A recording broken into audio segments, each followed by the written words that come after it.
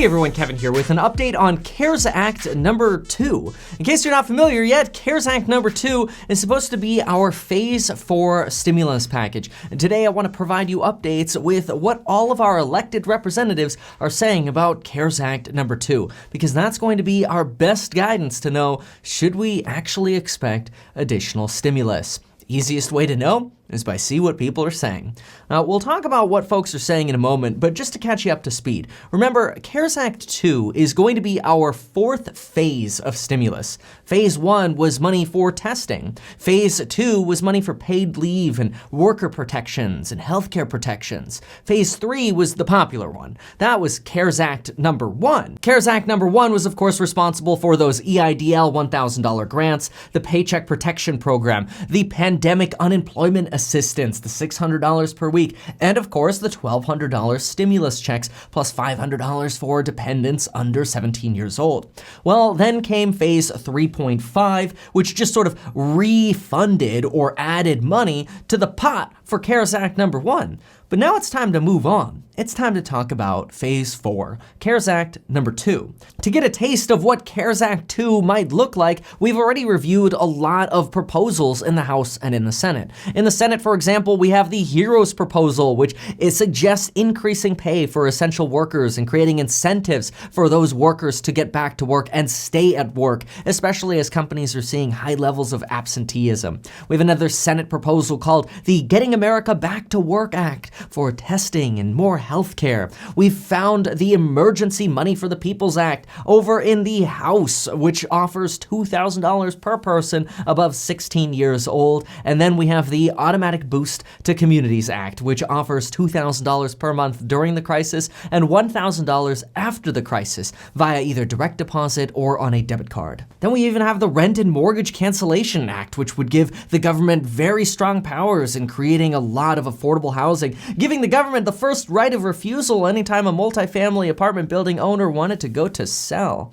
Well, you know what the problem with all of these proposals is? They're all introduced by Democrats. But my goal in this video is not to take sides. It's to look at both sides so that we can understand where's there an overlap. Because wherever we see an overlap, that's probably what's most likely to happen. Fringe proposals and fringe ideas probably aren't going to happen. So to start, it's helpful to think about the last time we had stimulus checks. It was in 2009 through something known as the Recovery Act, which actually passed with support on both sides of Congress, the House and the Senate. And Joe Biden was put in charge of the Recovery Act, or at least oversight for it. And Joe Biden finally started talking about his thoughts on stimulus. So let's start with Joe Biden, then let's compare Joe Biden to what Trump's saying, to what our Treasury Secretary is saying, what other senators and representatives are saying, and we'll get a clearer picture as to what's going on. Joe Biden was recently interviewed by Politico, and in his political interview, he suggested he wants to usher in the biggest son of a bee stimulus package possible. He's tired of greedy as hell corporations taking money and instead wants to see ordinary people getting help for a change. The people risking their lives working for $8 an hour. Those are the people who deserve help. Joe suggests spending trillions of dollars on infrastructure projects, potentially like light rail projects or clean drinking water or support for electric cars. Anything we can do as a government, Joe Biden suggests, to stimulate the economy, bring people back to work, and make sure America grows is exactly what we should be focusing on in this next round of stimulus and what his goals are if he becomes president. Joe Biden also blames Trump for bailing out corporations and not focusing enough on the people, which this is obviously a very populist argument. The more we can focus on ordinary people instead of the wealthy elite, the more populist the argument. Unfortunately, in Joe Biden's interview, there was no mention of additional stimulus checks to individuals, despite Nancy Pelosi's push for more direct payments to people like you or me. Now, since this is obviously an election year, I think there's zero chance Phase 4 stimulus, aka CARES Act number 2, won't be politicized. So I think this is where it's helpful to look directly to the Trump camp and see what they're saying about Phase 4. Because again, everywhere we see an overlap is going to be a positive sign of something actually happening. Interestingly, when we switch over to the Trump camp and we listen to what Treasury Secretary Steve Mnuchin says, we hear Steve say, no, we don't bail out corporations. We may give loans to corporations, but we don't bail them out, which is very interesting and actually kind of complicates figuring out the difference between the Joe camp and the Trump camp and where the stimulus will end up being. See, and I think that's because Donald Trump has actually taken a very populist approach to fighting this pandemic, which is kind of unconservative when you think about Democrats versus Republicans. Donald Trump has taken sort of a real estate investor's point of view and has said, hey, you know what? Interest rates are dirt cheap. Let's build. Let's spend money. Let's build on infrastructure. Let's give money to hospitals and schools and to state and local governments. Let's continue to spend so that we can win this war, which is exactly what Treasury Secretary Steve Mnuchin continues to echo. We will spend what we need to win this war, which is kind of weird, but also kind of a good thing, because basically what you have here is you have both presidential candidates talking about spending big and big government, which is usually not what you get between a Democrat and a Republican. Well, maybe this is just representative of what our expectations are. Right now, according to a Wall Street Journal and NBC poll, we find that for every 2 people who are for the government spending more money, there's only 1 person who doesn't want the government to spend more money. Which, the last time we really had a president that said, you know what, let's not spend a lot more money, was way back with Reagan. In 1981, Ronald Reagan said, in this present crisis, government is not the solution to our problem. Government is the problem. But even though it looks like Joe Biden and Donald Trump and Treasury Secretary Mnuchin are all for spending more on our country, and it seems like we have consensus on that side of things, there is a lack of consensus in where it might initially matter, and that's in the House of Congress and the Senate, and also amongst all of us. There's a reason there are a lot of groups of people protesting lockdown orders, because we don't yet have consensus. So we know that Joe Biden wants more spending. We know that Donald Trump and the Treasury Secretary want more spending. And we know that Democrats in the House want more spending. But what about the people missing, the Republicans in the House and in the Senate? Well, in the House, we have Republican leader Kevin McCarthy, who in a Fox interview recently said, in regards to a 4th package, every great society has collapsed when overextended. The money that we spent, plus what the Fed has issued, we have spent $7 trillion. It's time to check the results first. And see, in Kevin McCarthy's interview this morning, I think we can actually start seeing some of America's deep-rooted fears coming out. Socialism. When Kevin McCarthy was asked about socialism, like, hey, is this going to lead us to socialism if we keep spending money like this? Kevin McCarthy kind of dodged that question, but said, let's implement this first, and let's see where we go before we react to anything, which is very similar to what Republican Senator Mitch McConnell says in the Senate. And Mitch McConnell leads the Senate. He's also been in the Senate for like 30 years. But that's possibly because right now, our country is most primed to see universal basic income, which is obviously the platform that Andrew Yang ran under when he was a presidential candidate. Right now, if Andrew Yang were still in the race, he would have free publicity every single day. Unfortunately for us as watchers, not as Democrats or Republicans, or I don't care what side you are, I'm just trying to be neutral here. Unfortunately for us as watchers who are interested in more checks, these deep-rooted fears over socialism and universal basic income are actually going to be the countervailing force against Republicans in both sides of Congress being okay with more stimulus checks. My belief. Now, in response to what we're hearing from people like Mitch McConnell and from Kevin McCarthy, both Republicans, we've now seen Treasury Secretary Steve Mnuchin update his stance a little bit, which initially Steve Mnuchin, the Treasury Secretary, is like, yeah, let's pump out more money into the economy. Well, now we're starting to see him align more with Republicans, which anytime you have that, what do you get? You get more of a divide. You get more partisanship rather than bipartisanship. partisanship, or people working together, which is going to hurt the prospects for more stimulus checks.